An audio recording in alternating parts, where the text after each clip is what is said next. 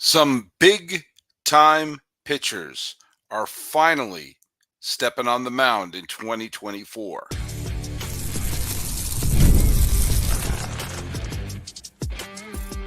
You are Locked On MLB, your daily MLB podcast. Part of the Locked On Podcast Network, your team every day.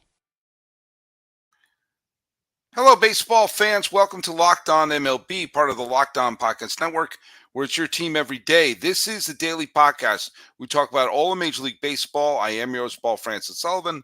Please call me Sully. There's my lower third. I've been a baseball podcaster for well over a decade now, and I'm now in my sixth full season here at the Locked On Podcast Network. Follow us at Locked On MLB Pods on Twitter, or whatever it's called now, and on Instagram. You can follow me. I'm your pal Sully with Sully Baseball on Twitter, Sully Baseball Podcast on Instagram. And please like, subscribe, hit the bell, do all that stuff on the YouTubes. And if you're going to be leaving any messages on the YouTubes or anywhere else, please put on that hashtag EverydaySully so we know who's listening to us every single day. Hey, this episode is brought to you by our friends at PrizePicks. It's the easiest and most exciting way to play daily fantasy sports. Go to prizepicks.com/LockedOnMLB and use code lowercase LockedOnMLB for a first deposit match up to $100. Hey, before we cannonball into today, because we got a bunch of things we need to talk about as we are entering what might be an interesting weekend as we're inching closer to late April, as we're the first month of the season will be winding down in a few days, and then we'll go through May. As I said, you can't really take stock of your team until the end of May, but it's fun to see which teams have got out of the gate with a sense of gusto. I've said this before, I will never be the fun police. If your team is off to a fun, fast start, I'm not going to say, yeah, but it's early, who cares? Care. See them win. That's what we want to see. These are wins they don't have to get later on. But let's talk about the trivia question, which was about a game that took place on the last day of the season, 2013. And the question was, how did Henderson Alvarez clinch his no-hitter on the final day of the season in 2013? And a couple of you got it 100% correct. Roger Molina, Scott Horsemeyer, a couple other ones got it right. The no-hitter, this is from Roger Molina, says the no-hitter Henderson Alvarez threw ended with him on deck and with a walk-off wild pitch. That's right. It was 0-0 going to the bottom of the ninth. There was a runner on third. There were two outs, and the pitcher for, I believe it was Detroit, threw a ball into the dirt. It got away from the catcher. The run came in to score. And Alvarez, who was on deck, started jumping up and down because that clinched the no-hitter. So that was as unusual an ending to a game especially for a no-hitter, as you could possibly imagine. Hey, Thursday had a pretty light schedule. It's interesting that there was a couple of times during the week that the Angels were on the verge of leapfrogging the Texas Rangers into first place in the AL West. I know way too early, but with the Angels with zero expectations and nothing but anger going on in the post-Shohei Ohtani world there, to come out and play really well, especially with Mike Trout playing out of his mind, I thought it would have been pretty fun to be able to say, hey, at least for a day they're in first place, but they've never been able to get it. Even though the Rangers have had a mediocre start, they seem to get the wins when they can. Today, with the Rangers outlasted the Detroit Tigers, getting the go-ahead run in the eighth inning time and putting a insurance run to make it a 9-7 victory over Detroit. Detroit, which looked like they were tremendous getting out of the gate, have slipped a little bit, and the Guardians are now tied for the best record in the American League at 13-6 as they snuck past the Red Sox with a 5-4 victory. And it was, Carrasco wound up getting the win, and the Cleveland Guardians got off to a 5-0 lead. Jimenez was the big offensive hero. Laureano got a big hit there. Jimenez got had a couple hits in there. They ran up a 5-1 lead on Boston and held on for a 5-4 victory. By the way, Logan Webb also realized he's an ace and pitched like one for the Giants as they beat the D-backs 5-0. But those were the only games. The Angels lost, the Rangers win, Guardians win, Giants win. That was it. Light day. But Friday, chances are you're hearing. I'm recording this late on Thursday night here in Pasadena, California, in the Locked On MLB studios in Pasadena, overlooking the historic Rose Bowl. But there are some interesting games going on Friday. And one of the things that makes it interesting, at least for me, is the fact that I see who some of the starting pitchers are. Now, I'm not expecting any of these people I'm saying to go 9. Who do you think you are, Tanner Houck? But it is the first game of the year for several pitchers whose presence on the mound, if they can be even remotely what they're being paid to do, will be, let's just say, a welcome addition. Jameson Taillon is making his first appearance of the year with the Cubs. And one of the best ways you can break into this year is to play the Marlins. When the last time the Marlins were a playoff team? Oh, yeah, last year. Well, they have lost 15 of their first 19 games, file that under yikes. So Taillon is getting a nice sort of refresher start against one of the worst teams in baseball. But hey, Gore is pitching for the Nats, and he's pitched well for them so far. Who is he going up against? Justin Verlander. That's right, the great Justin Verlander. Mr. Ace himself is making his first appearance of the year. And he came back, I think, a little quicker than I thought he was going to, but he's back. He's back. Now, the Astros sure need him because they've lost 14 of their first 20 games. And again, I know it's really early, but if it comes down to a game here or a game there for the AL West, it'll be long since forgotten that the Astros lost 14 of their first 20 games, except for me. I'll remind you of that. And they've gotten great pitching from Blanco and virtually nobody else. Well, Verlander, is he going to come to the rescue? Well, Astro fans better hope so, because if they want to continue this great run, handing the ball to even 60% Justin Verlander will be a welcome addition. By the way, Chris Sale is pitching for the Braves today. It's not his first start of the year, but the Braves are playing very well, and Sale's pitched well in some of his starts and not so well in his others. But there are a couple other debuts that are going to happen, not the least of which is Jordan Montgomery is making his first appearance with the Arizona Diamondbacks, the guy who helped beat the Diamondbacks in the World Series. Diamondbacks, if you can't beat him, join him, brought him aboard in a matchup of the two pitchers that nobody seemed to want this offseason, Jordan Montgomery and Blake Snell. Blake Snell has been awful so far, has made 29 other teams look really, really smart. I'm not 100% buying that he's awful. He won the Cy Young Award last year, and he did not really have a spring training this year. So I'm not going to put too much stock of the fact that his first 2 games have been a big pile of crap. His first game, he only pitched 3 innings and let up 3 runs, and he increased his inning total to 4 innings in his next start and 7 runs. Yes, those are 2 bad starts, but he's a very good pitcher, and he will, I think, no doubt, turn things around and be at least good.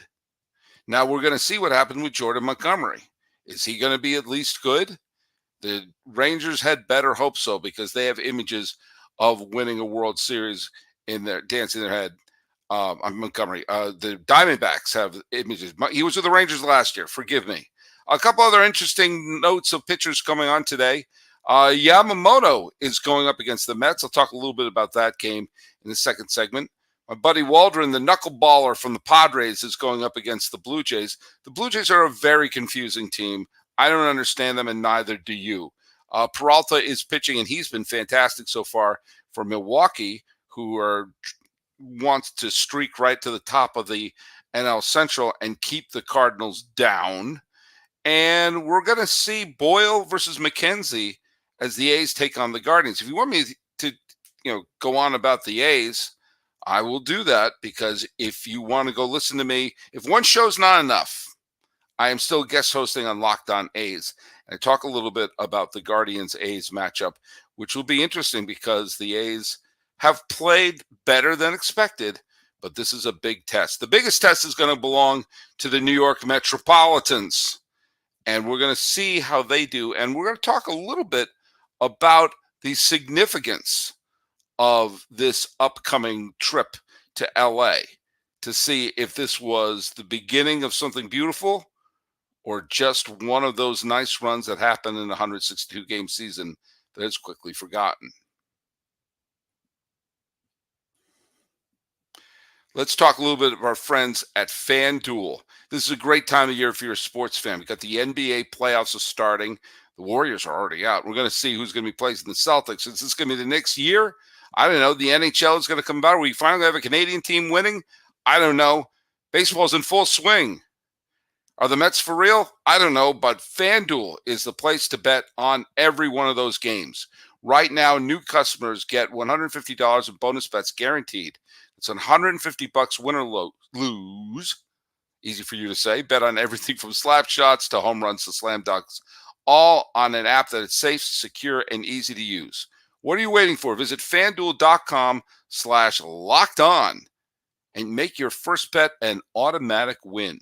FanDuel, it's America's #1 sportsbook. Go check it out. Are you watching Fox Sports or ESPN on your TV all day? Have to turn down the volume with all the shouting? Make the switch to Locked On Sports Today, a free 24/7 sports streaming channel programmed for you every day to bring the biggest stories without all the screaming. Locked On Sports Today brings you can't-miss analysis, opinions, and news. Streaming, not screaming, 24/7 on YouTube or on the free Amazon Fire TV channel app, part of the Locked On Podcast Network, where it's your team every day. Hey, Cameron Coy, who's an everyday Sully, writes in yesterday, at halfback is as close as the Angels will get this season. Cameron Coy, I don't think so. I think the Angels will be in first place for at least one day. And that's a bet that I'm going to go to FanDuel. Do you know who likes FanDuel? Well, Rome Loves Dan tells us that Ape says FanDuel. Check it out. Who's Ape? I don't understand these references you make. Hey, the Mets started off this year really badly, and they had to play that meme from Family Guy. Oh, the season's begun. Oh, and it's over for the Mets. They started the season getting swept by the Milwaukee Brewers. Then they lost the first two games to the Detroit Tigers. They started the year 0-5 and looked really, really, did I mention really bad? And of course, with the Yankees starting 6-1, it just was hell to be a Met fan. Well, since then, the Mets are 9-3. They've won 9 of their next 12 games, and a lot of things have been clicking for this Mets team. They have a 4-game winning streak. They had a 3-game sweep of the Pittsburgh Pirates, who came in red hot to Citi Field. And you're seeing that they've turned a lot of stuff around. Solid pitching has been the key for the Mets in the last couple of games. Solid pitching has allowed them to get the big hit when they need it. So yes, the Martes and the Alonso home runs that happen get a lot of the attention, and the Francisco Lindor seems to be doing a great job. But when you think about the team, you take a look at Jose Quintana.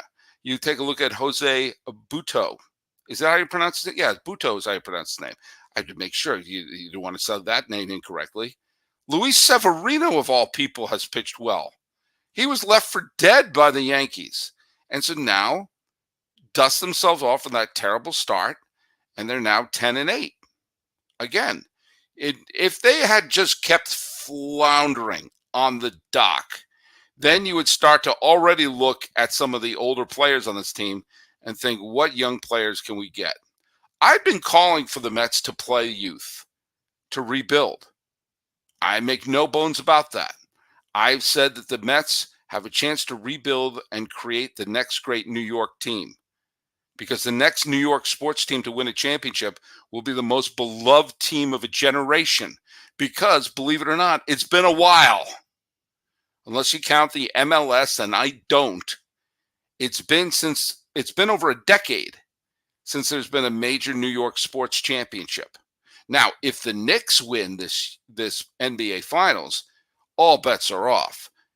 New York fans have been waiting for generations for a Knicks championship. And if that happens, it's going to be the single big, I think that might be the biggest New York championship we've seen, because we've never had a drought of New York championships quite like this. I mean, I've gone through this before, but the fact that it's been over a decade since any New York team in any of the major sports have won, then the one that will break it will be beloved. And if it's the Knicks of all team, I swear it will be one of the biggest sporting events in history. It will be like the Red Sox winning in 2004. I have no compunction saying that. It's been half a century since the Knicks have won a championship, and Knicks fans have gone through agony. But if you're a Jet fan, you haven't had a championship since the year that we landed on the moon. If you're a Met fan, it's been since '86. If you're an Islander fan, it's been since the mid-'80s. Even some of the teams that seem like they've had more recent championships, it's been a while for the Devils. It's been a while for the Rangers. It's been a long while for, the Nets have never won. It's been a while for the Liberty, if you're a WNBA fan. And the Yankees, it's been since '09. It's been a while since there's been a New York champion. And I think it's wise if the Mets built a team of young, homegrown players to be the one to take over and win that game. Now, the Mets are going to be facing a really, really big gauntlet in the next couple of games, which is they're going to be going to L.A. I may go to one of the games. It's right down the street. They're going to be going to L.A. for a bunch of games and headed to San Francisco after that. Now, Yamamoto's pitching. I do not think the Mets are going to win this series, but if they win this series, then I'm really impressed. If they sweep them, then all of a sudden everyone's antennas should be up. The Mets have to win one. They're going on a 6-game California streak. I think they can beat the Giants. If they leave this run between Los Angeles and San Francisco 3-3, dead even, I think that is a huge victory for the Mets, that they'd be able to come up back against a beatable Cardinal team and a beatable Cubs team and start to build upon this interesting start of the season. That's what Met fans should be aiming for. Come back 3-3. And for the Dodgers, this is an early chance to do what many people think they're going to do all year long, which is crush the hopes and dreams of their opponent. They very well might. But you know what? That's my greater than or less than picks for this series between LA and the Mets. And speaking of making picks like that, PrizePicks. It's America's #1 fantasy sports app with more than 3 million members. It's the easiest and most exciting way to get in on the action while you watch your favorite sports and players. You just pick more than or less than on 2 or more player stats and watch the winnings roll in. PrizePicks has something for every fan. If you're a basketball fan, you get in the action and you get more than 100 times your money on PrizePicks as you and the world's best players take the game as the NBA goes into their postseason. If you're a baseball fan, we all know spring training's over. We go right into this. Don't miss out on your chance to add your favorite players from the diamond in your PrizePicks entries, whether it's strikeouts, RBI, first inning runs. Take your pick, more or less, add them to your PrizePick entry every day. It's the best way to get on the sports in more than 30 states across the country, including California, Texas, and Georgia. It's simple to play. I can make my picks, submit my entry in less than 60 seconds. So download the app today and use code LOCKEDONMLB for a first deposit match up to $100. Once again, download the app today and use code LOCKEDONMLB for a first deposit match up to $100. PrizePicks. Pick more. Pick less. Do you know what? It's really that easy. Quick reminder that Locked On has created the first ever national sports 24/7 streaming channel on YouTube, and now it's available on the Amazon Fire TV and the free Fire TV channel app. Locked On Sports Today is here for you 24/7, covering the top sports stories of the day with the local experts at Locked On, plus our national shows covering every league. Find Locked On Sports Today now available on the free Fire TV channel app. Hey, the other day I was saying that there was someone had suggested the which team needs the World Series the most, but I couldn't remember who actually said it. Well, it was my buddy Moz from Oz. That's right. Moz from Oz is a fan in Australia, and he reminded me that he was indeed the one who suggested that. And thank you, Moz from Oz.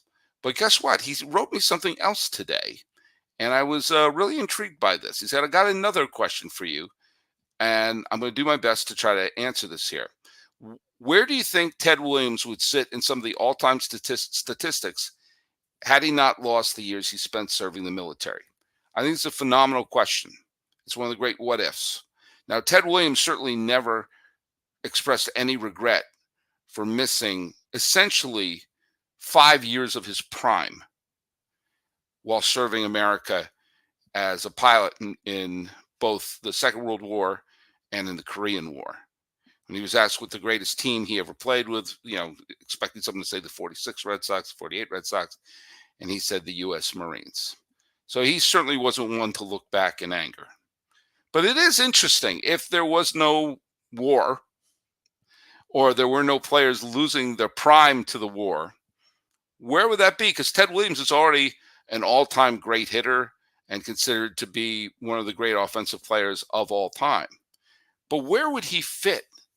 When you take a look at some of his stats, he didn't reach 3,000 hits.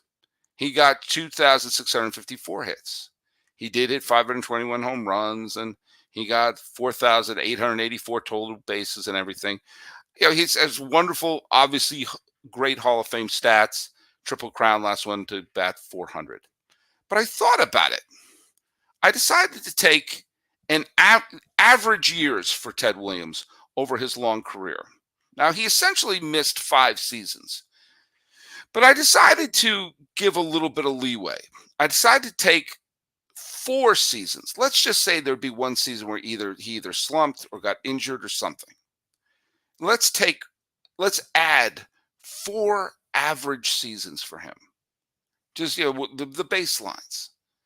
I'm not saying him hitting 70 home runs or batting 500, but, what if we added 4 average seasons to his stats for the 5 years that he missed? I think that would make this an exercise of, it wouldn't be too absurd. So an average season for Ted Williams he had 188 hits in an average season. So 4 additional seasons of that would mean adding 752 hits to his final total. An average season for Ted Williams was 35 homers. So adding 4 seasons there would be adding 140 additional home runs to his total. An average season for Ted Williams was 120 runs batted in. Back then, they cared about that. So that would be adding 480 RBI to his total. An average season would be 127 runs scored, so that would be adding 508 runs. It would be 143 walks, that's adding 572 walks.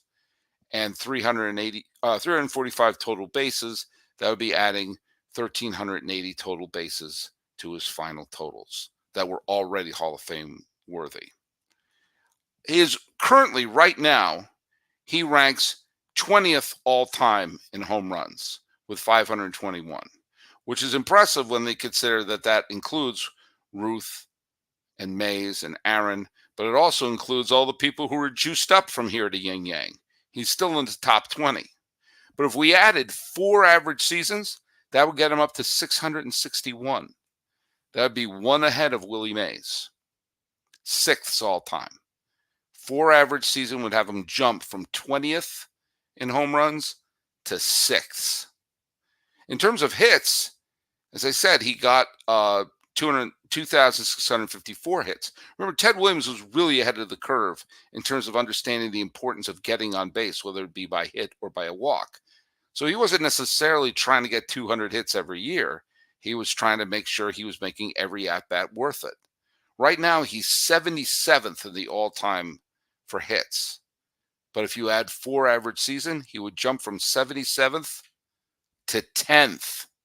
He would have 3,406 hits. Now, right now, in terms of runs batted in, he's 16th all time. You add 4 average seasons, do you know where he would be? Number 1. He would be the only person, would add 4 average seasons to his career, not even a 5th. He would finish with 2,319 runs batted in. Nobody in the history of baseball has driven in 2,300 runs. Aaron came 3 runs batted in shy at 2,297. Pujols had the ones who have 2,000 runs batted in are Albert Pujols, Henry Aaron, Babe Ruth, and Cap Anson. And Ted Williams would shoot to the front of the line with just 4 average seasons in there. In terms of runs scored, he is currently number 20 all time. Add 4 average seasons. Do you know what? He would shoot to the front of the line again. Right now, the person with the most runs scored of all time is Rickey Henderson with 2,295 runs scored. That's right. He's 5 runs scored shy of being the only person with 2,300 runs scored. Add 4 average seasons to Ted Williams, he would be the all-time runs scored champion. Right now, in terms of walks, he's number 4 all time. Add 4 average seasons, he would be number 1, and he would have 2,593 walks. He would be only 7 walks shy of being the only person in the history of baseball with 2,600 walks. And in terms of total bases, right now he's currently 25th all time in total bases. Add 4 average seasons, do you know where he would be? He would be number 2 behind Henry Aaron and just ahead of Albert Pujols. So you add 4, not 5. I'm not giving him 5 seasons. I'm giving 4 average seasons added to his current totals. He would be the all-time runs scored champion, the all-time walks champion, the all-time RBI champion, and be in the top 10 in home runs and hits and number 2 all-time in total bases. I think that would be the nail in the coffin. Talk about who the greatest offensive player of all time is. I understand you have to put some things in a grain of salt when someone's playing in a pre-integration era. I get it. And I do that. But when you have any conversation, if you added just statistically 4 average seasons for him would have made it basically a silly conversation to have. Now, what about Bonds? I've been saying Bonds should come back and reset his Hall of Fame clock. What does he have to do to add to some of his stats? For some, it's going to be really easy to have him leapfrog into the all-time category list in some stats. But that's something we're going to talk about over the weekend. Let's talk about the trivia question.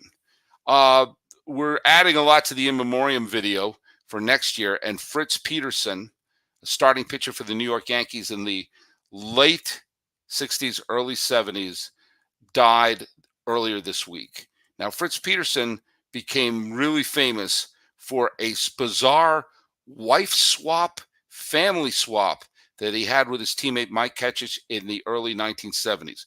One day he just said, my wife is now your wife is my wife, my kids are your kids are my kids. They traded families. It was surreal. It was bizarre. And I don't know, did they seem to want to do it? Well, Fritz Peterson died earlier this year.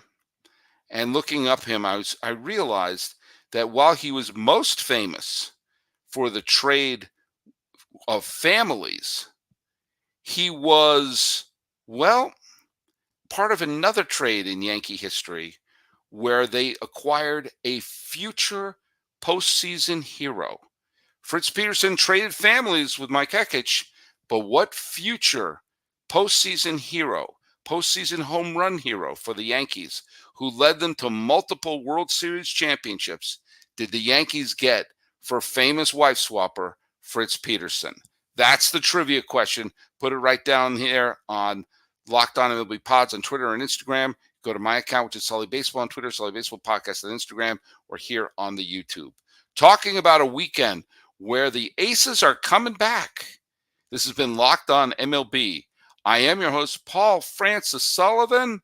Please call me Sully.